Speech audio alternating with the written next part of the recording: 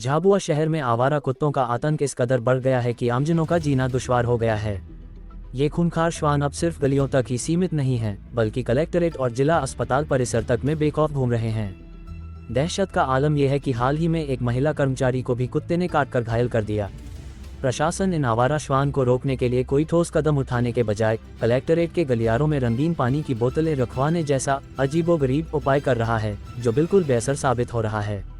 कर्मचारी भी इस आतंक से खासे परेशान हैं। झाबुआ शहर की गलियों में कुत्तों के झुंड स्कूली बच्चों और राहगीरों के लिए मुसीबत बन गए हैं। यहाँ तक कि नगर पालिका सीएमओ मिलन पटेल के शासकीय आवास के बाहर मुख्य मार्ग पर भी ये श्वान खुलेआम घूम रहे हैं, लेकिन वे देख नहीं पा रहे हैं। 1 साल पहले मौजीपाड़ा की एक बालिका की श्वान के काटने से मौत हो गई थी, जिसके बावजूद प्रशासन नहीं जागा। जिला अस्पताल में डॉग बाइट के शिकार मरीजों की संख्या चौंकाने वाली है। Civil surgeon doctor ML Malviya ने बताया कि प्रतिदिन 8 से 10 मरीज इलाज के लिए आ रहे हैं। ये संख्या महीने में 200 से 250 तक पहुंच जाती है। अस्पताल में एंटी रेबीज वैक्सीन ARV तो उपलब्ध है, लेकिन गंभीर मामलों में लगने वाला रेबीज इम्यूनोग्लोबुलिन भी स्टॉक में नहीं है।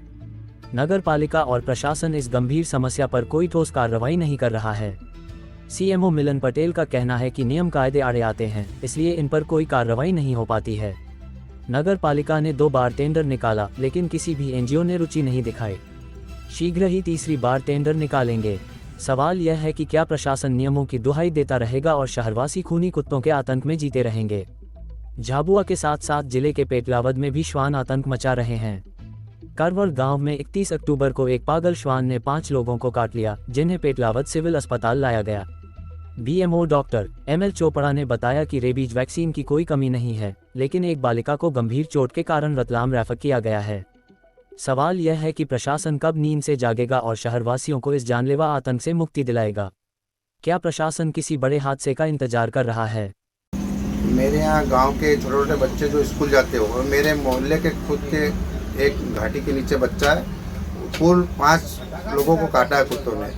और जब उप स्वास्थ्य केंद्र पर ले जाया जाता है तो वहाँ पर राबिस इंजेक्शन करके है, वो उपलब्ध नहीं है। तो पेटलावद ले गए, पेटलावद भी नहीं है। मतलब कितनी बड़ी लापरवाही है।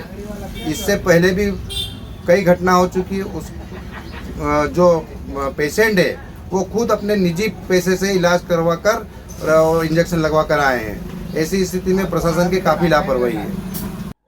डॉग बाइट के जो केसेस आते हैं तो उसमें हम चिकित्सक परीक्षण करने के पश्चात जब उसकी सीवियरिटी के आधार पर उसको आइडेंटिफाई करके और उसके एंटी रेबीज वैक्सीन लगाए जाते हैं। और अगर डॉग बाइट सीवियर होता है या कहीं कोई वाइटल पार्ट्स पे अगर बाइट करता है डॉग, तो उस कंडीशन में उसकी सीवियरिटी को देखते हुए उसको एंटी रेबीज वैक्सीन के अलावा उसको हम लोग जो है वो उसके इम्यूनोग्लोबुलिन्स भी लगवाए जाते हैं। टिटनेस का जो वैक्सीन है वो तो हमारे पास उपलब्ध है और वो यहीं से लगाया जाता है।